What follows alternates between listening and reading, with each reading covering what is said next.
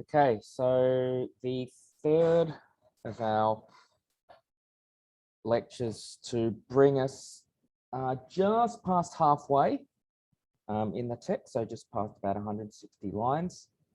So this starts at the mini section at line 5 to 6, where Aeneas is retelling to the Carthaginian court,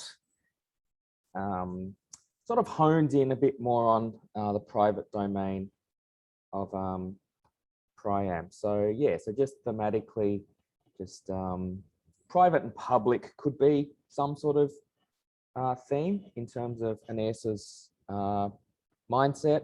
So what he's thinking about during this crisis, and just the focus of what he's talking about. So just general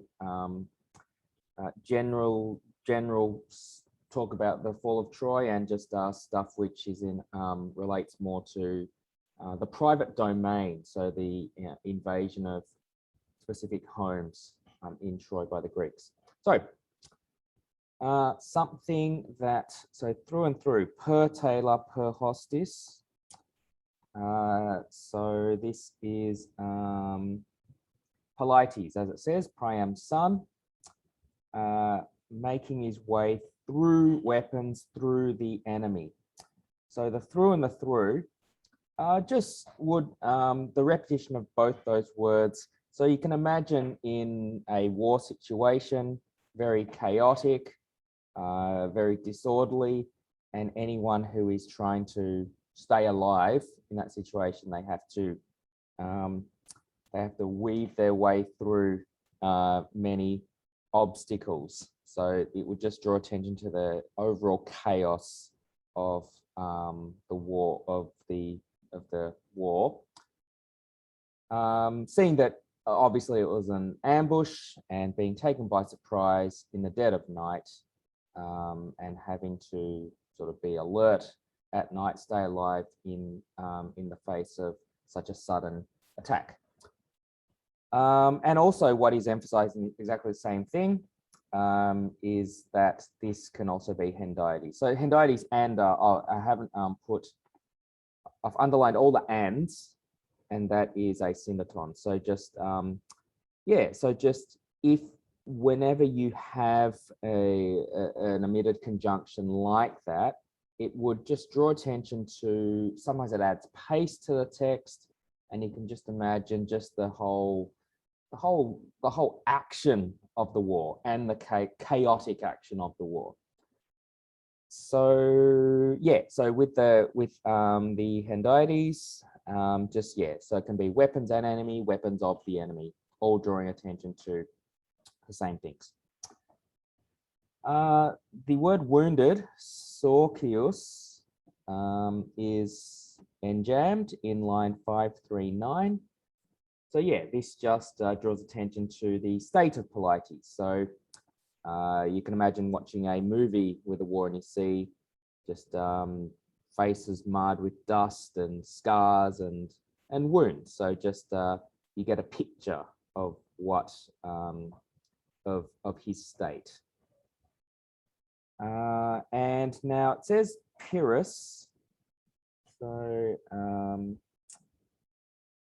Pyrrhus, son of Achilles. So where are we here? 30. It says he has a dangerous wound. He's not the one with the wound, however. So this could be potential metonymy. He has a weapon. So just another word representing a wound, because he has a weapon which will inflict a wound. So that, so it just draws attention to the fact that he is pursuing Polites, as it says, as the enjambment on line, in sequitur. Potential enjambment, it's only a comma, but so I could possibly put a question mark here. Sorry, just to edit the file. Just to show that he is pursuing Polites, and he is the one holding the weapon, and he wants to inflict the wound. So just the metonymy and enjambment draw attention to that. And now, often similes involving animals. I've seen this in other books where there's a pursuit and repetition such as iam iamque in 530. So here draws attention to how close Pyrrhus is to nabbing, to striking Polites. So iam iamque at one time. So he's so like you imagine being chased or like playing chasey and someone's trying to tag you and you're just getting away and they try to tag you over and over again. So at one time, at another time. So he's hotly in pursuit. So that repetition can, so even though that repetition can give you a picture, even though Virgil doesn't give a simile here, as he has done before, as he has done in other places, it still gives the audience a picture of how close. So these techniques give you a picture of how close Pyrrhus is. Then, and in terms of, in terms of Polites dying, yeah, a very common form of synecdoche is mouths representing faces. So here the word aura. And in terms of just word order, so there's no punctuation, so it's not an example of enjambment, but it's word order. So concidit, just a stronger form of cardit, really, or kecidit. He fell. So just drawing attention to his death. And before his parents' eyes. So this could, this synecdoche could also be linked very much to pathos, as, you know, they say parents should not be burying their sons, and just the tragedy of a son dying before his parent, and how that does not follow the sort of like order of life, you could say. So now the focus is on now the focus for, wait, did I say, I did say, I'm pretty sure I said Polites there. Yes. So now the focus for Pyrrhus is on Priam. So, and Priam angrily rebuking Pyrrhus. So it says anger and voice. So just to go, so yeah, here, woki irai que. The irai is plural technically. We call this angers. Yeah, so I'll just write that down just to emphasize he's really angry, I guess. That doesn't make sense. No word is angers, but that's what you would say. So yeah, so the Hendiades representing angry voice or angry words, in this case as anger and voice, just draws attention to his anger. Naturally, if someone has just killed your son. Also, you could have, it says, woki, so I should write Hendiades. I should also add to that metonymy. Just on the fly. So, because yeah, it's what's drawing attention to his words, which are angry, is the word voice representing what would be words. You can't say with, yeah, you wouldn't say withhold, spare his voice. So yeah, so he didn't. Like if you say, he didn't spare any expense, he didn't spare anyone. So so he let it all out. As you can see, he shouts. So to emphasize what he is rebuking, there is repetition or anaphora in 535. So pro. So it's just drawing attention to the words after pro. So for your crime, for your and for your acts, which is proscelere and pro talibus.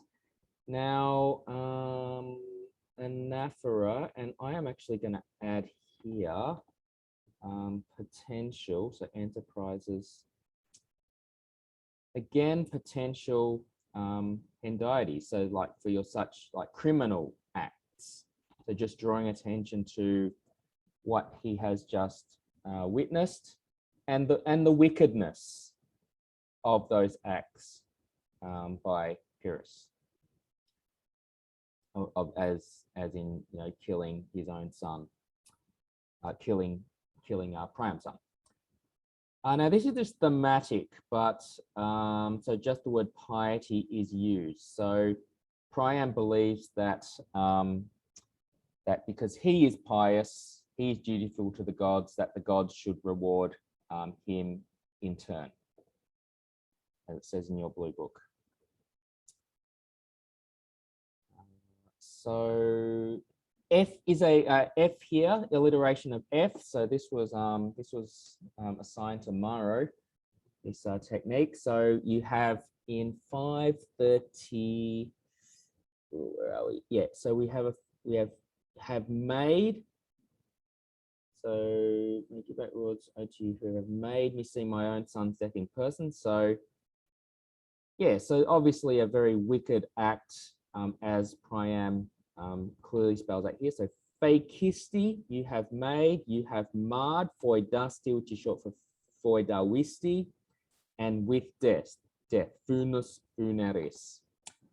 So not all alliteration has significance in terms of letters, but F is a rather hard letter. So when you think of the F word, the swear word, like the reason why that's so effective is because F's and C's or K's are hard letters. So in this case, with bitterness, yeah, so you could say the tricolon. So hang on, I'll say alliteration. I'll put a question mark because tricolon is usually same sorts of words. There's 3 F's. Actually, is it a tricolon? No, I won't put a tricolon, but just these 3 F's. Sorry about that. So is it you have, where? Oh, no, yeah. If it were 3 perfects, it would be fakisti, foidasti, but the last one's funere. So no. So not a tricolon, but there's just 3 of them. So just triply emphasizing the bitterness of Priam in the face of what's just happened. So, and addressing, so what Pyrrhus has done. So you have made me see my son's death in person, and has has marred a father's face with death. So he's saying what you would say, like, what I have seen, I cannot unsee. Now here, now this is more thematic, so there's no techniques here, but I'm sure in English literature, a lot of you would have studied ransom, so the ransom of Hector. So this is more in terms of an essay or themes or just contextual questions to the ransom of Hector. So what Priam is saying here to Pyrrhus is you ought to be like your father and be honorable like your father, who at least had the honor to allow me to take my son Hector back. So he Achilles killed Hector, but he allowed his body to be returned. So yeah, so just very much ties in with themes of piety and furor, pietas and furor, and just just the chaos of war, but also dignity within that as well. So being afforded to people, and in this case, not. So yeah, so here, so in response to this,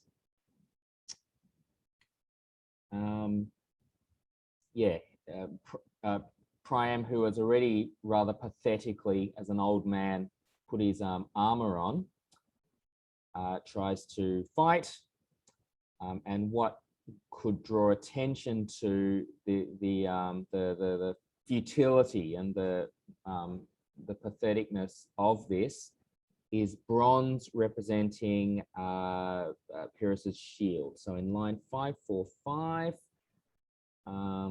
so by the strident bronze, aire. Yeah, so just, you know, what the shield would be sort of made out of, or its color.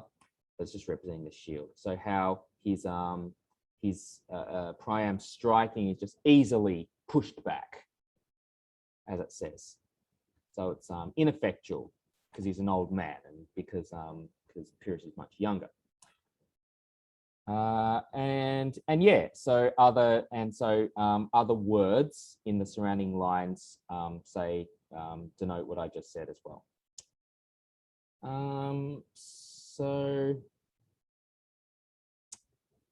Yes. So Pyrrhus in reply says to Priam, I'm about to send you to the underworld, where you can see my father Achilles. So this so the form palidai, so that's a patronym, and that would be a form of I think it's a form of metonymy. So I'll just write, I think I'll write meton just here, sorry, meton patronym.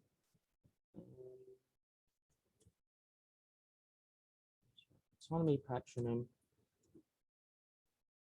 So by saying someone's name, but represented by their father. So a word you can use there is a patronym. So nim is like a name, patra, as you can see, it's like pater. So by saying that he's a son of Achilles, just drawing attention to that relation. So you can go where my dead father, and you can tell him all about it in the underworld. So I'm about to kill you, is what he's saying. So with, is there anything else there? So with Achilles, yeah, so he's saying you're not, so Priam was saying you're not worthy of being Achilles' son because you didn't act as honorably as, you're not acting as honorably as he is. And yeah, I guess he's maybe drawing attention to the fact that I am still Achilles' son, and I'm about to send you to him. Now die, as he says. So this is just thematic here. So the altar itself. So just in terms of themes, just drawing attention to the impiety, if that's a word. So just how dishonorable this act is. So happening at the sort of at the household altar. Right, he entwined his hair. Oh yeah. Oh yeah. So the word order in this line. So we have a few actions which just draw attention to the order of what Pyrrhus is doing to kill Priam. So just so what line is it here? 50. Yeah, so coruscum is agrees with ensem. So these two words at the end of the line. And apparently that just draws attention to the sword which has been, I imagine, drawn out of a sheath, and just, it's like, here's the weapon. You can easily see it's very conspicuous and shining, and it's about to kill, Priam. So just the word order, the two agreeing words at the end of the line, just draw attention to the weapon being used. I'll actually put sword here, just because, yeah, so listening sword on the next line. And yeah, and just the, he raised, so just how it is, yeah, and so, though I can't really see, it's a bit hard to explain, but you have him raising the sword, extulit, in his side, in Priam's side that is, and abdidit, burying the sword. So just the fact that the word side is between those two verbs emphasizes like where the fatal wound is struck. So a few things, just drawing attention to these deadly actions, the tricolon and the order of the words. Now the word order note is in the middle of in the blue book notes in the middle. So to emphasize the effect of those actions, you have repetition, so different forms of hic. So hic finis, now that must be feminine, and hic exitus must be masculine. Sorry, haec finis and hic exitus. So this was the end of Priam's life, and this death fell to him. So just drawing attention to the consequences of those actions which lead to the death of Priam. And yeah, so here now, obviously you have descriptions of just Trojans being killed, but there's something particularly tragic about the figurehead of a people being killed. And you can imagine, say, when there's a revolution, you see a flag being hoisted on not just any building, but the main building of a city. So when you have particularly significant buildings or particularly significant people being killed, or just the building being captured, it's significant, and it just it shows that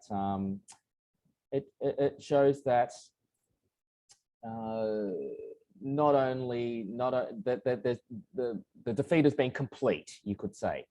So this is where, brought attention to so the synecdoche of Troy citadel representing the whole of Troy, even though this isn't happening in the citadel, but more just in Priam's private domain.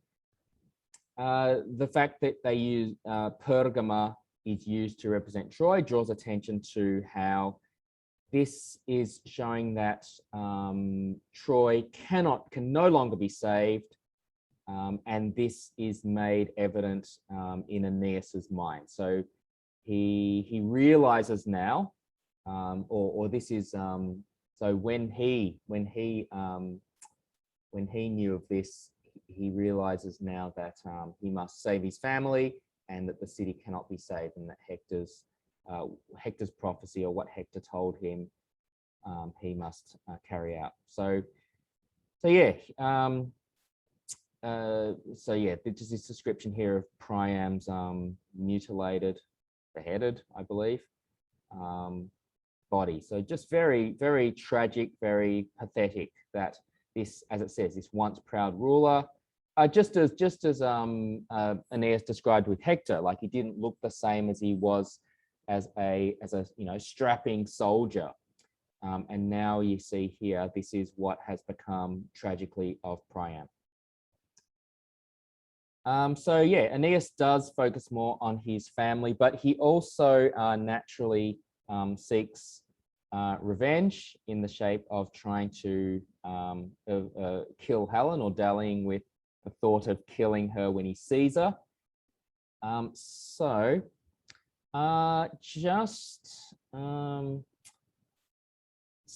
when he saw Priam, so this is more thematic, but just reminded him of his father, as he says, as they were the same age.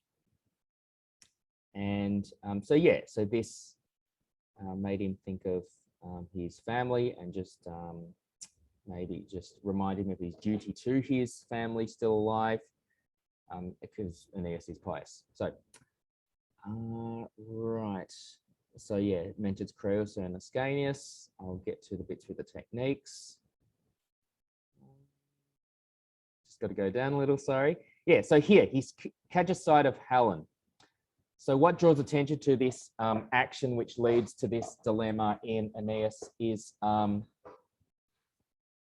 is it? Tindarida, I believe it is. So 5, 6, I'll scroll down a bit, sorry. Tindadida, yes. So So daughter if tindare us. So it could reflect how I guess it just draws attention to Helen, just the fact that that's who he saw, like a significant figure, the person who is the cause of all this destruction and chaos. Not sure about exactly why the patronym's important. Could just be on the back of Aeneas's thoughts of his own family. But yeah, just draws attention to the fact that he doesn't just say Helen, but it says the significance of Helen in all of this. So a tricolon draws attention to Helen's troubles in this situation. So not only is she fearing Trojans, such as Aeneas in this situation, who would want to take revenge on her for being the cause of all this, even though Paris was the one who took her. Yeah, I guess it is the irrationality, you could say, of war. And yeah, naturally, in crisis situations, people want someone to blame. So that's Aeneas's mindset in this situation right now. So she's fearing that. She's fearing punishment, poinam. Punishment from the Greeks. So she's not only brought destruction to Troy, but also in the Greeks having to get her back, brought death to Greeks as well. And not only just generally, but also specifically her husband, Menelaus. So who wants to get her back, but who would be angry, as it says, for her leaving. And it compares her, so she says she's a personification of fury, so just bringing destruction. So by comparing her to the fury, Erinys, it's saying that, yeah, it's just another way to say that she has brought destruction to everyone, just like a fury would. Just a few thematic things here. So potential exam question, but just in terms of techniques.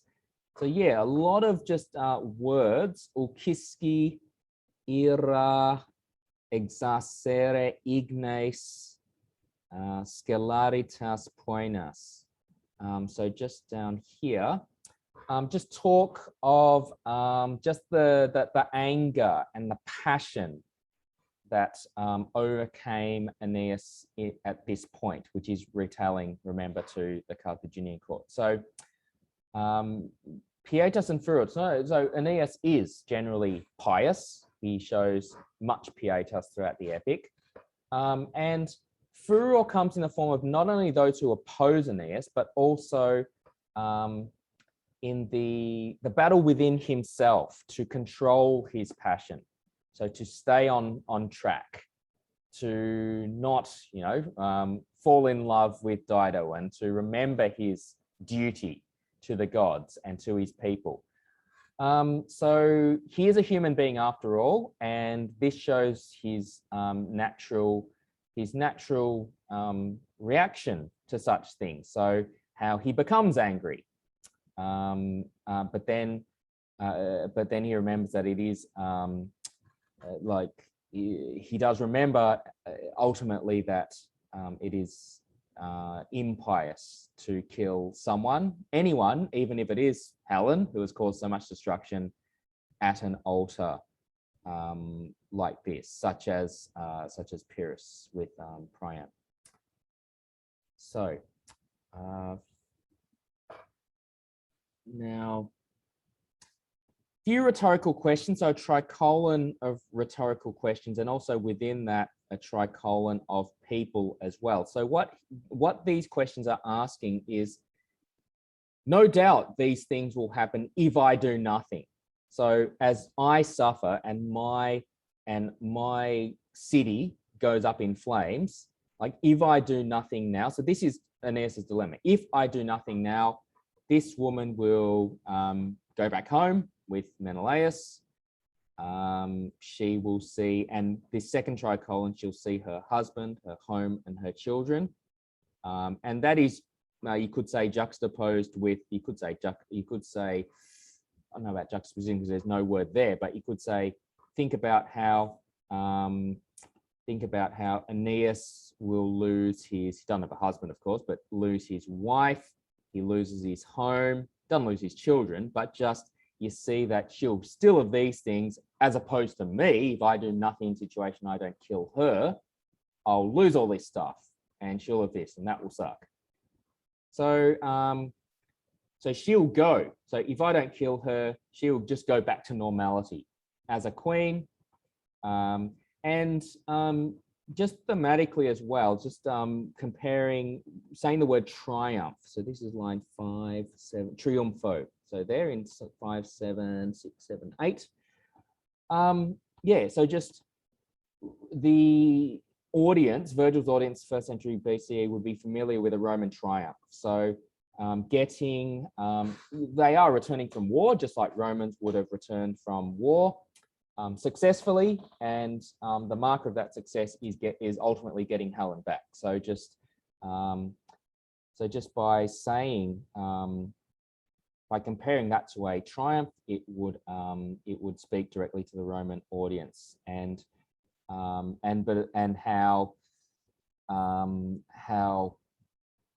much this grates with Aeneas is evident by the fact that this is not a triumph for Rome, but a triumph for the enemy. So just like Romans would enjoy a triumph and the enemy wouldn't, the boot's on the other foot. And this situation really sucks for them.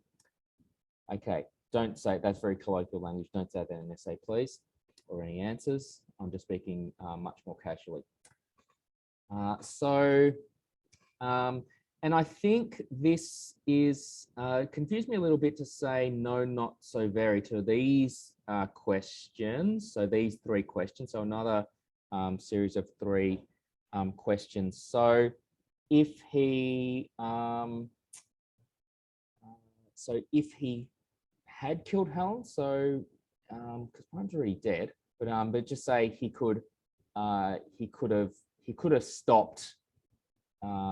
He could stop all this destruction. So this could, I believe that's what it means. So just three more questions, and within that, a bit of hyperbole. So just what he could help avoid. He could avoid such destruction, and this such destruction is emphasized by the hyperbole of the blood being spilt. So just that hyperbole of it drenching Trojan shores. And Trojan shores, by the way, we've mentioned this before, is emphasized by just calling them Dardanians, so people of Dardanus, ancient Trojan king.